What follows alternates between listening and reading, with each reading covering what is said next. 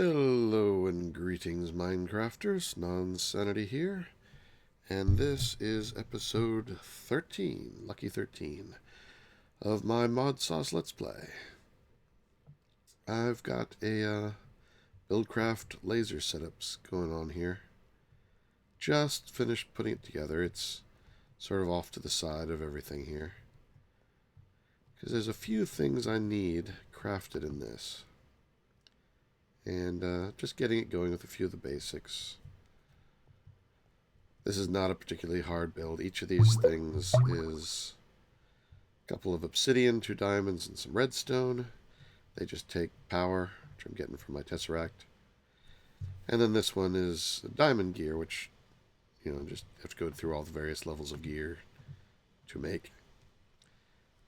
And more obsidian and diamond and redstone, so it's pretty basic. You have to use this to make certain BuildCraft items, like the chipsets. They can only be made in this table. You basically put the raw materials in here and select what you want over here, and it will start crafting it for you. So I'll be doing a few more things in there, because I want to make something that will automatically fortune pick things like, lapis lazuli, so you can get more out of it. Anything that you can fortune, I'm going to send off to be processed through a fortune device. And for that, I'm going to use this guy, the Breaker Plus from Quarry Plus. So I'll have to get out the workbench again. Let's get that. Workbench. There it is. This is the thing I use to make the spawner controller. But it's also used as part of Quarry Plus. So I need a stack of iron, half a stack of gold, stack of redstone, half stack gold, 24 diamonds, 2 ender pearls.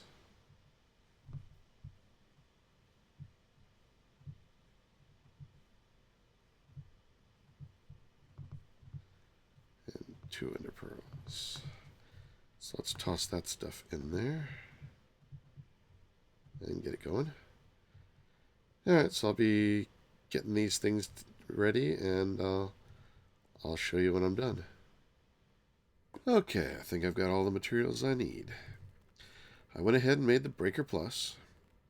I also, in the same machine, made the enchantment mover, which takes a similar wide selection of stuff and some power to make the enchantment mover.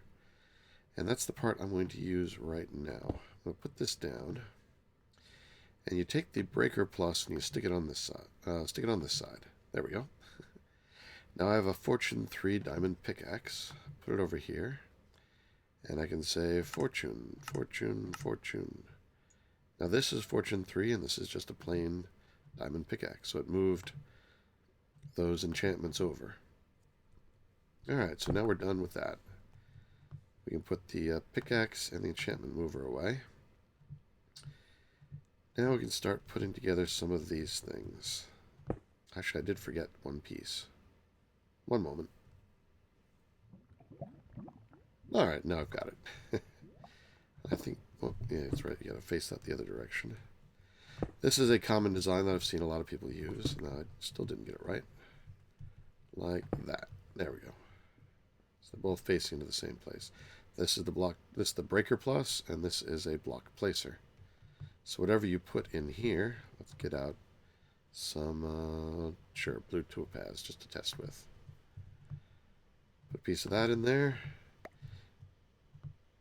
and when it gets a redstone signal, I have a lever. I do have a lever. Boom, it places the block down. When the block breaker gets a lever, a redstone signal, it breaks it. And with the fortune, you get the most possible output for the item. So what you want to do is make these automatic. So what you do is put down a bit of cobblestone structure pipe with the gold ore gate I made in the with the lasers. I'm just going to stick that on top. I don't think it matters which side it's on. Now, let me see if I can remember how to get this right. Okay, here's how to set it up. Take your structure pipe. You need to put a piece of pipe wire on it. Doesn't really matter what color. I'm using red. And a OR gate.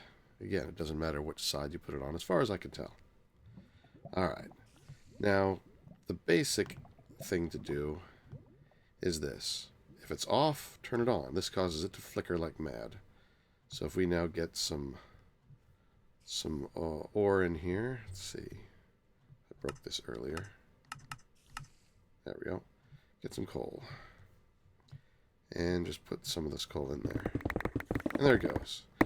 But it's always pulsing. That's a lot of block updates. You don't want to do that. Bad for the server. So, what you used to do is say, if there's nothing in there, if the inventory is empty, then turn the redstone signal on. Because this then stops it from flickering when there's nothing in here. Effectively shutting it down. This is great, except it doesn't work anymore.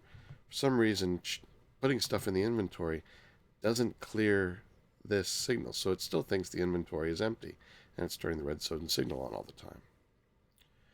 Alright, well, if inventory empty is not working, how about try the opposite? There's stuff in the inventory, but we need to then reverse the result of that to get what we really want. We want it to light up the torch signal, the redstone signal, when it is empty. So the way you reverse it is to use the pipe wire like this and change it to items in inventory. Alright, so if items are in inventory, if it has stuff in it, which it does not, then it will light this up. Right now it doesn't, so it's not lighting this up. So if this is dark, turn on the torch. So the torch is on. Once something is in there, items in inventory becomes true, which lights up the red pipe signal. And if this is lit up, then it's not going to light up the torch, and it'll continue to flicker. So that's how that works. And obviously, it's working perfectly. It flickers when you put stuff in, and it stops when you don't. All you then have to do is put down a chest and a item collector, up its range, as things get spread far and wide. Now I'm going to turn off my magnet. There we go. And get some more ore here and toss it in. And there it goes. And it's getting picked up by the collector, put into my return chest, as you can see, and being sent back into the system. But I like to keep my magnet on a lot, especially when I'm here in the workroom, so I really don't want this here. And the best place to put it, so that it's close at hand, but not in the way, is inside a compact machine.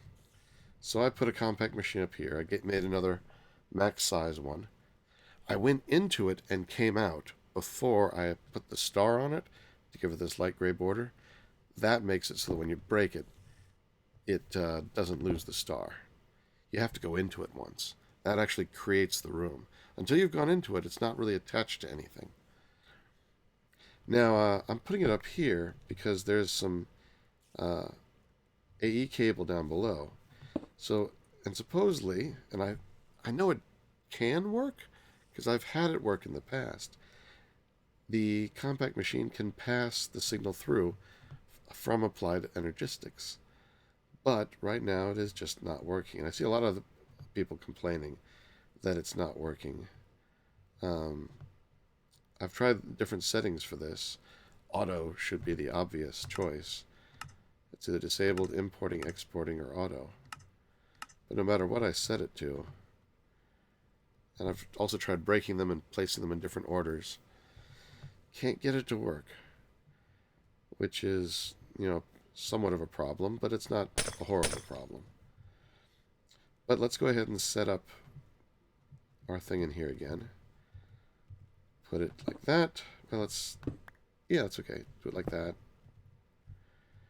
And this one you have to place it from the back. And then put down our chest. Put the item collector on it. Up its range.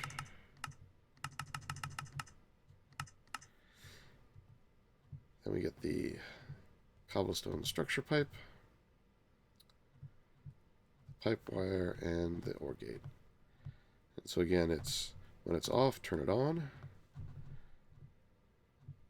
When there's stuff in the inventory, turn on the pipe wire signal. When the pipe wire signal is off, redstone signal on. Alright, so that should be working again.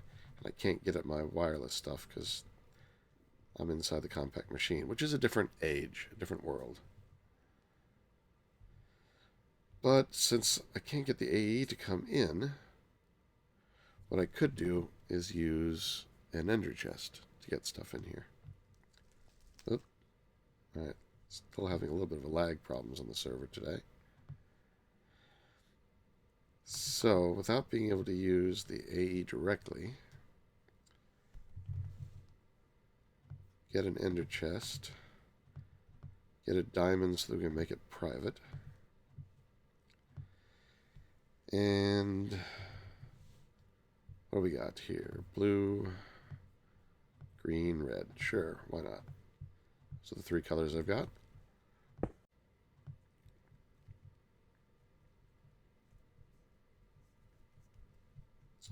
Let's see,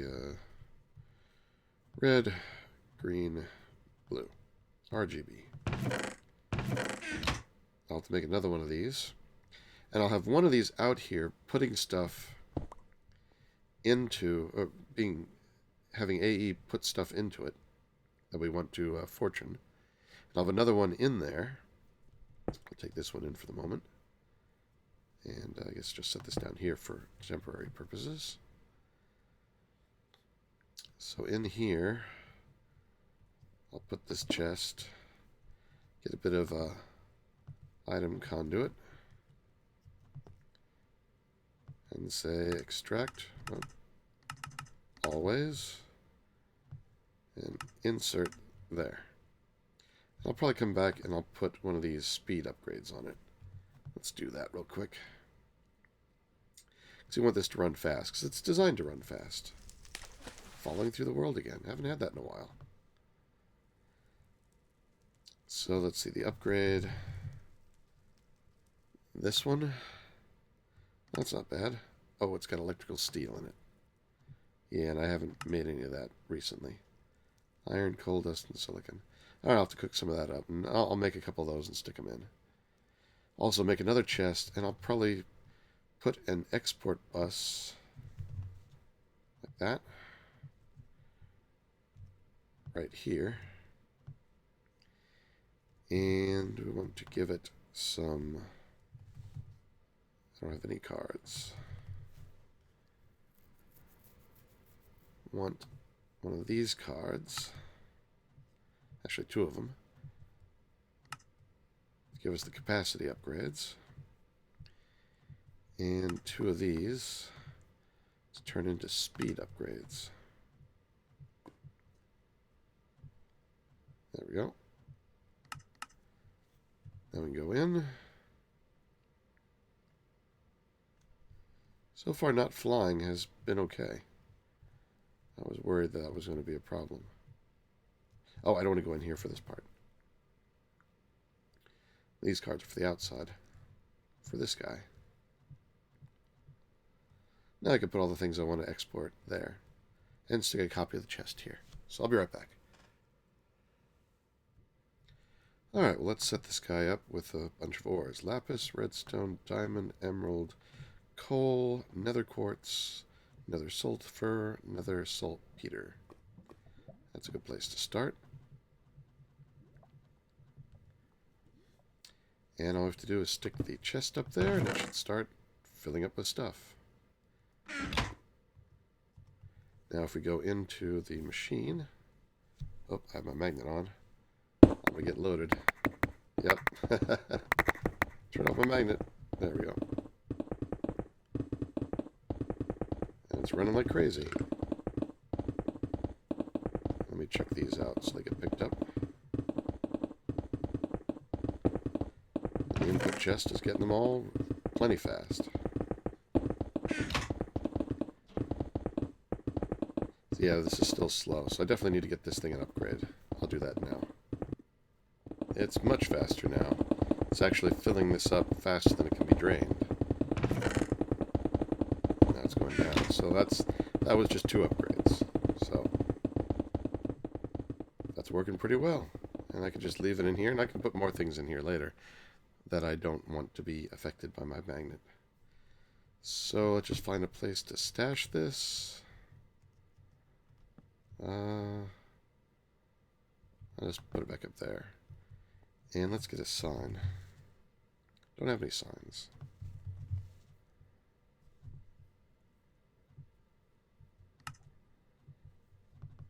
There we go. And just say, no magnets. Just to remind me. Turn it off before I go in. Alright, so that's got ore duplicating, getting more nether quartz and diamonds. Good. Let's see. I turned off the farm. I got plenty of those. How's the mob farm doing? How are these guys doing? They're still going. Oh, they've dropped a few. Or have they? Yes. Why were these dropped?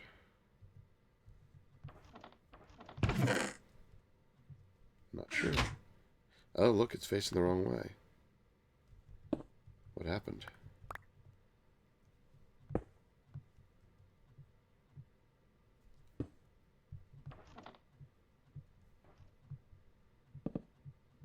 Oh, there. I was wondering where that stack went. Pure. Alright, I think they might have been disturbed earlier when the server was having some problems. This one seems to be okay. Alright. Strange. Always good to check on your automation. And down here. Looking fine here. Maxed out, yep. I'm still not using it as fast as I'm making it. I've got over 500,000 laser rods. Somehow some ender pearls got into that chest.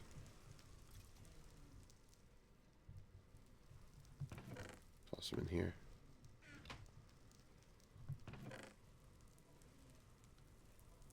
Oh, looks like another sulfur ore doesn't get fortuned. Let me go take that out. Or it's just going to be looping around in circles. Don't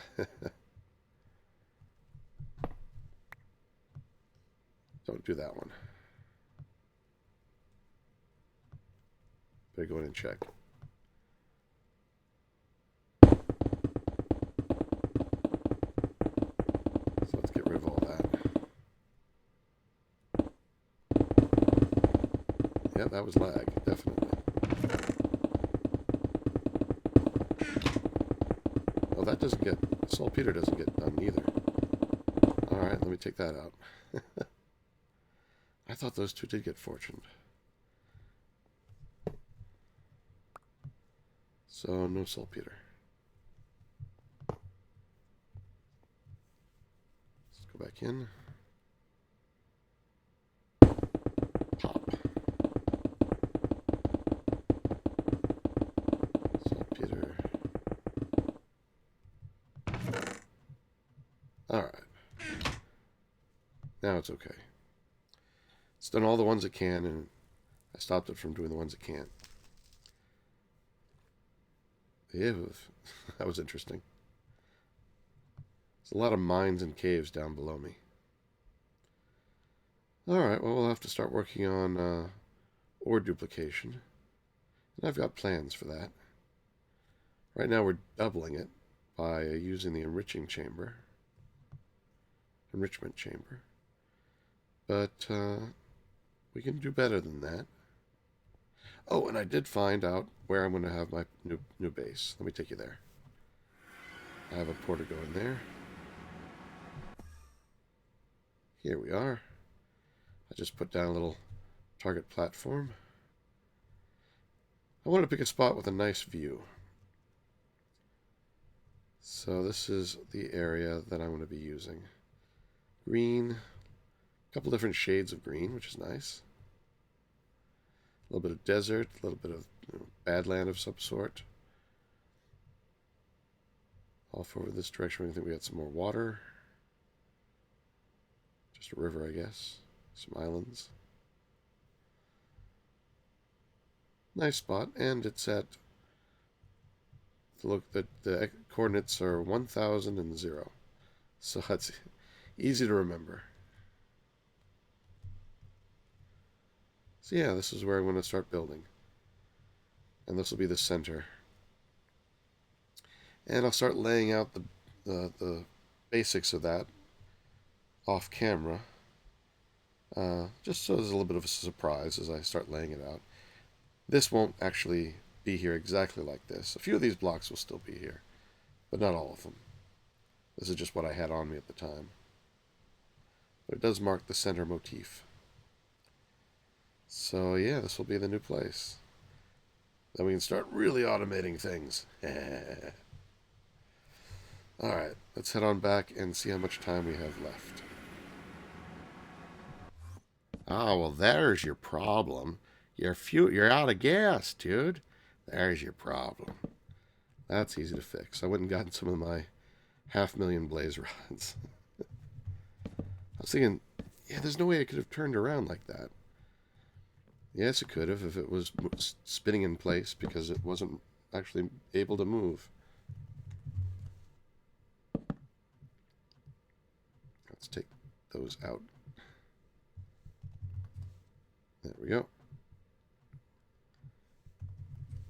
Get that one running again. And get that one running again. Alright. Mystery solved.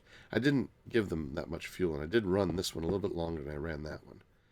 So that explains why it stopped. Shouldn't run out anytime soon now.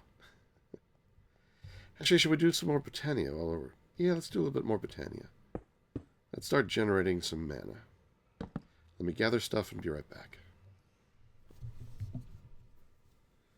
Alright, I've been working a little bit of automation here. As you can see, the Petal Apothecary is now in its own little glass booth with a bit of Steve's Factory Manager attached. And let me show you what it can do. Let me toss a couple of seeds in here. If you know Botania, you may know this pattern of petals makes you this thing, the Daybloom.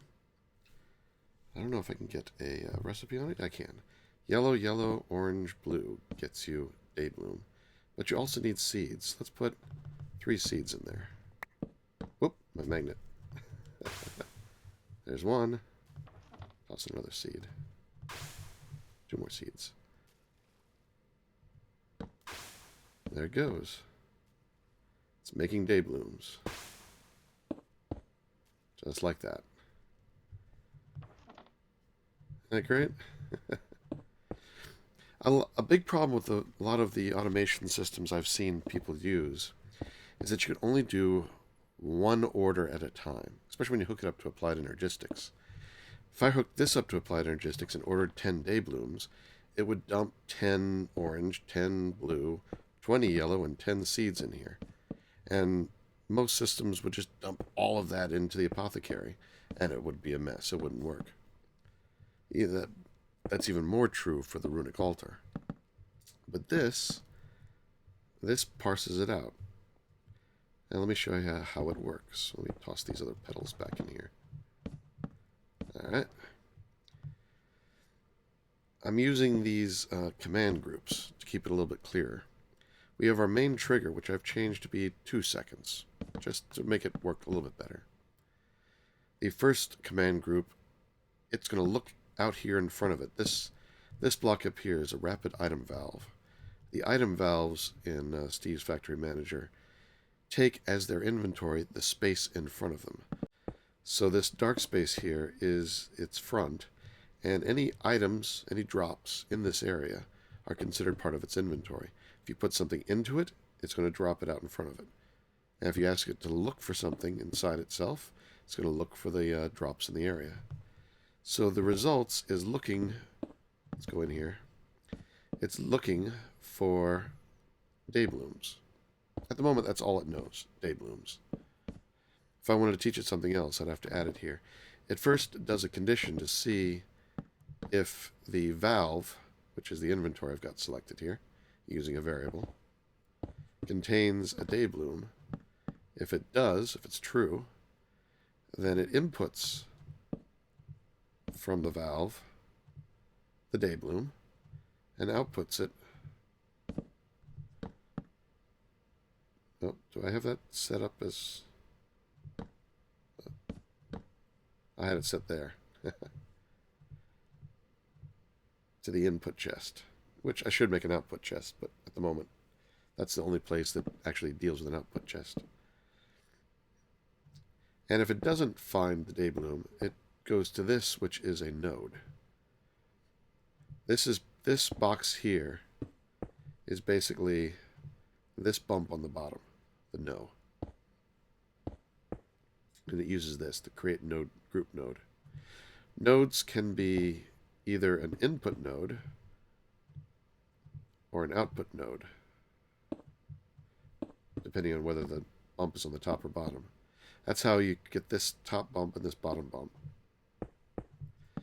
Up here is the input node, where the flow comes out, and here is the output node. So it's only going to pass through this device and go out the bottom node, bottom bump, if it cannot find the day bloom. If it does find a day bloom, it's going to do this and just stop here.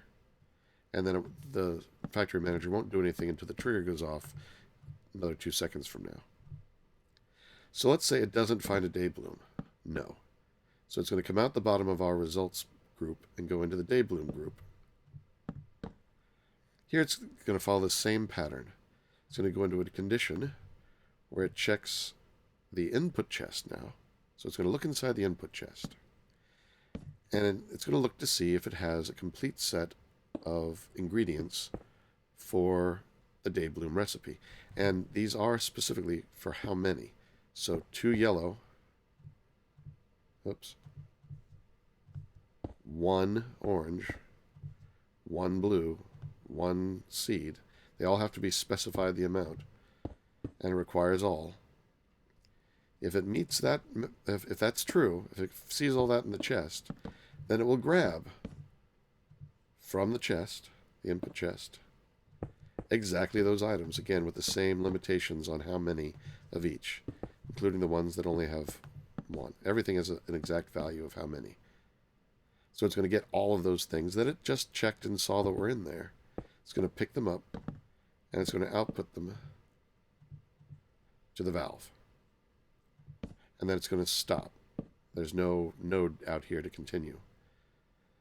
So it's not going to go out this bottom. It'll only go out the bottom here if the condition was false. It couldn't find all those ingredients for a day bloom. It'll go out the no. And in which case, it'll go to the next thing, which we're going to make now. So our next thing is going to be a, what's it called? A night, I've forgotten what it's called. Nightshade. Nightshade. So let's make this the Nightshade group and go into it. All right, this is into that blank group. I want to make one of the nodes. This is our input node.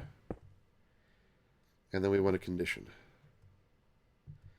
This is where we're going to look for all the recipe items in the input chest. We're not going to pick the chest. We're going to use the variable, just because it's easier to move things around. I am going to move this eventually, so I definitely want to use variables. And the ingredients for the Nightshade are 2 black. So you do that, and then you right-click on it, specify amount, 2. 1 gray, this guy. Again, right-click it, specify amount, we want 1. and one purple. Purple. Again, right-click, specify amount of 1. And then all of these require seeds to finish it off. So, seeds. Scroll up, there it is. Again, right-click, specify amount 1. It's very important. Requires all. Alright, so on the true, it did find all of those items. We want to go into the chest, the input chest. And here's the tedious part. You have to do all that again. That is the most annoying thing about this design. It's that you have to enter them all in twice. And including all of these number settings. So 2 black, 1 gray. But I'm probably getting an echo because I didn't put on my headphones. So you're probably getting double sound. I'm sorry. I'll fix that now. There we go. Gray and then purple. 1 purple. Alright. And then the last thing is this, of course, the seeds. Which also we want just to pick up 1. This is very important to get these numbers right, because this is where you actually are getting the ingredients. And if you get too many of something, it's not going to work. Alright, then we have the output. The output is going to go to our valve. So the valve variable. Items, just leave it as it is. So we can hook this side of the condition up. But now, when it doesn't find those recipe items in there, we want it to go out the bottom and go on to the next recipe that it has to check. So this is an output node. And I'm just going to call it no. And I'm going to link that up. And I'm going to link that up to the input. This group is now done. I can now hook it up. And it will now be searching in there for the ingredients for a night bloom. And it has to be a complete set. Like here we still have all the ingredients for the day bloom, except the seeds. So I'm going to take those out, because it'll do that one first. I'm going to put in 3 seeds. See it go. Oomph, it worked. But it's not picking them up. That's because the results needs to be modified to know that we now can handle Nightshade.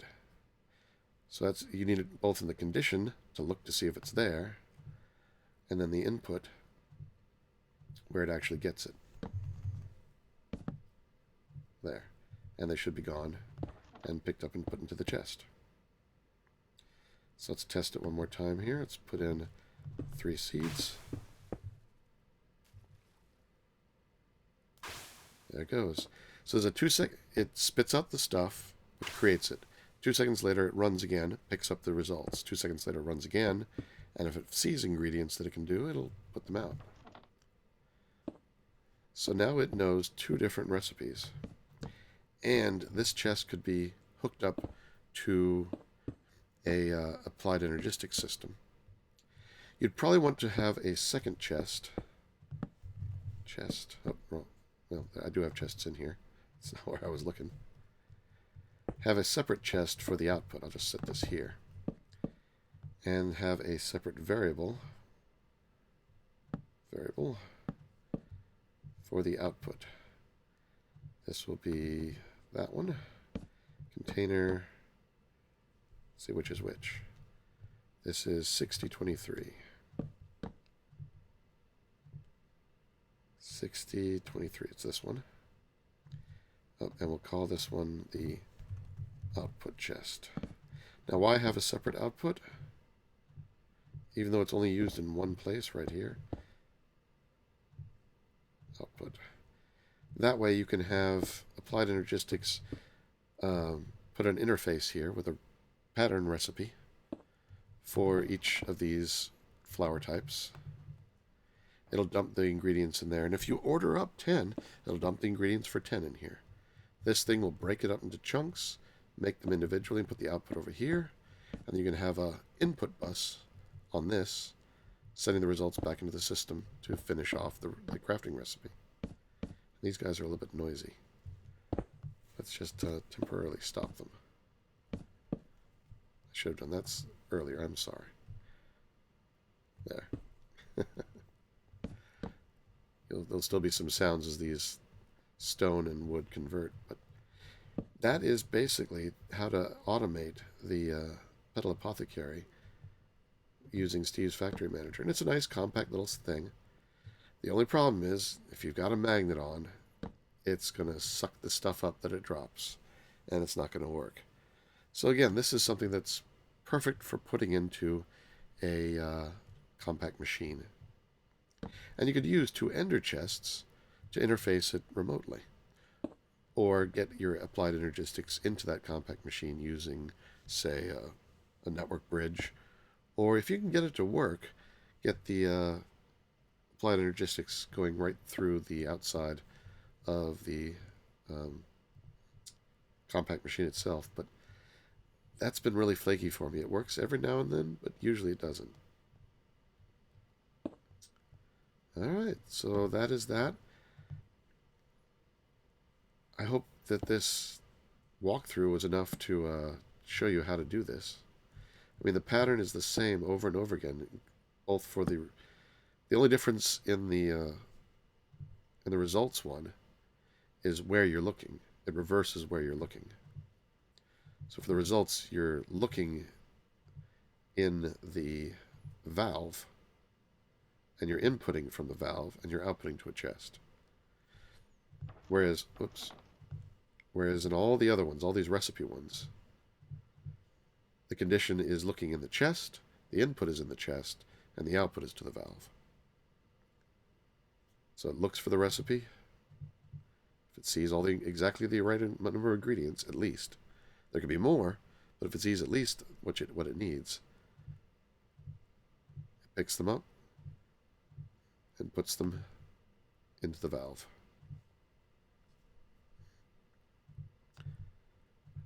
And the valve uses what's in front of it as its inventory, so everything will spit out, drop down here into the Petal Apothecary, and get magically transformed into the flower of your choice. Now I'm going to do something very similar for the Runic Altar, and for various mana pool type recipes, the alchemy, and just the pool itself, and so forth. So we'll get it all automated eventually. But right now I'm going to make some use some of these materials to make a few basic things like mana pools and mana spreaders, and go plant some of these flowers I've got somewhere, and start gathering up some mana, because we're going to need that to do anything else. Alright, I'll be right back. Oh, but before I do that, I just want to point out one more thing. I was looking at the playback, and there is another difference between the results and the recipe. I mean, you're going to have a bunch of recipes for all the different flowers this thing can make. But the results one has one other difference. In the condition, under the items, it's if any. So if it sees just any one of these, we'll force it down the true path to pick it up. Because this will just pick up as many of these as it can find. Because none of these have numbers associated with them. I haven't specified an amount.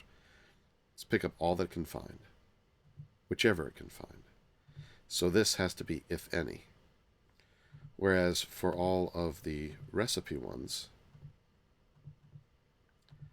like the day bloom here, the condition item is requires all, because you need all of these things in these quantities to satisfy the condition. If it only finds some of them, it'll go down the no path.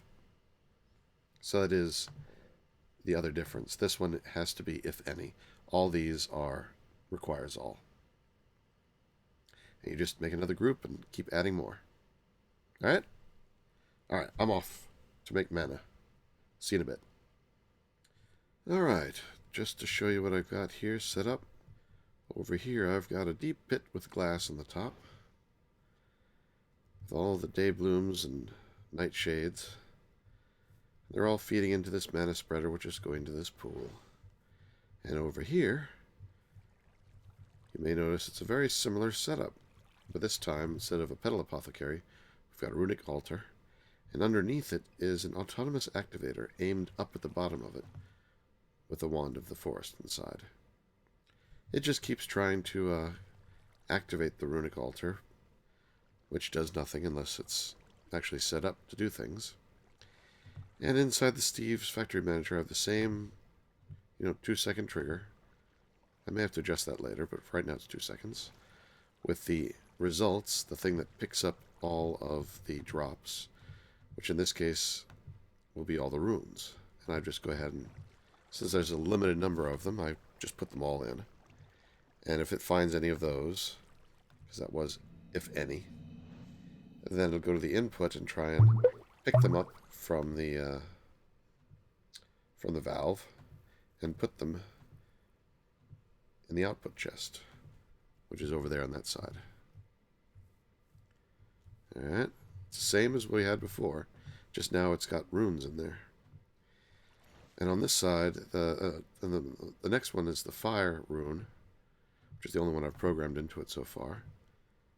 Again, this time it's going to be looking into the input chest, and it's wanting all of these, and they all have their quantities defined, even if their quantity is 1.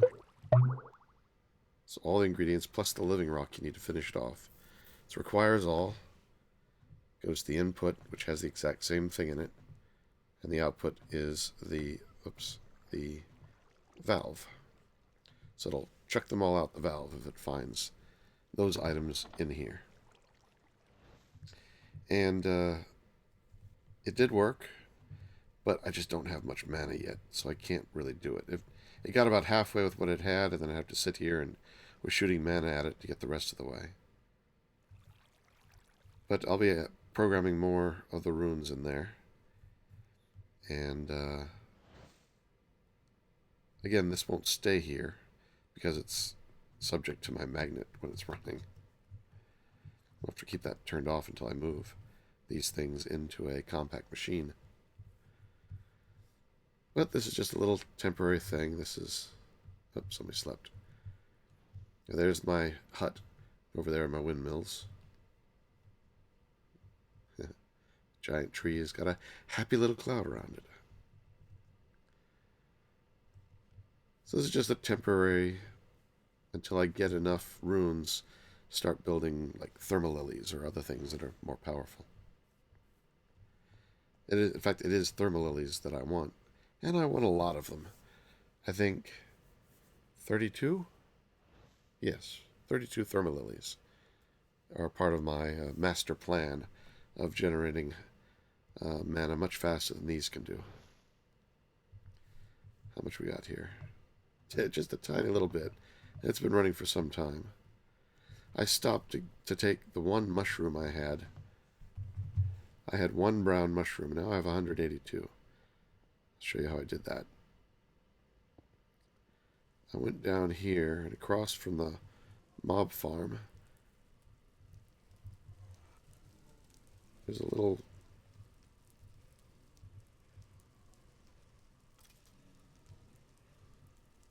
Are those... Is there a lot of those there?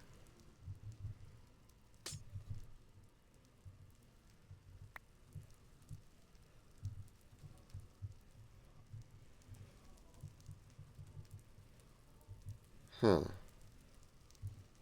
What's going on? Come on, go away. What's going on there? Let's turn off the... Can the grinder not kill the little ones? It's been running for a long time. I'd hate to think that that's like hundreds of miniature zombies. There seems to be more than one there. Let's see.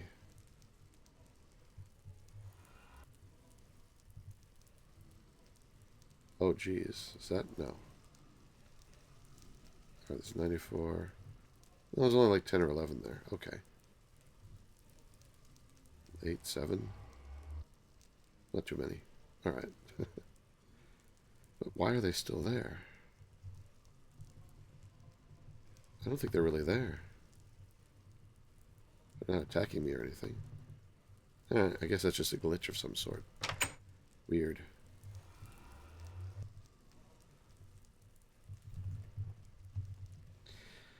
But yeah, oh, it's spreading onto the dirt.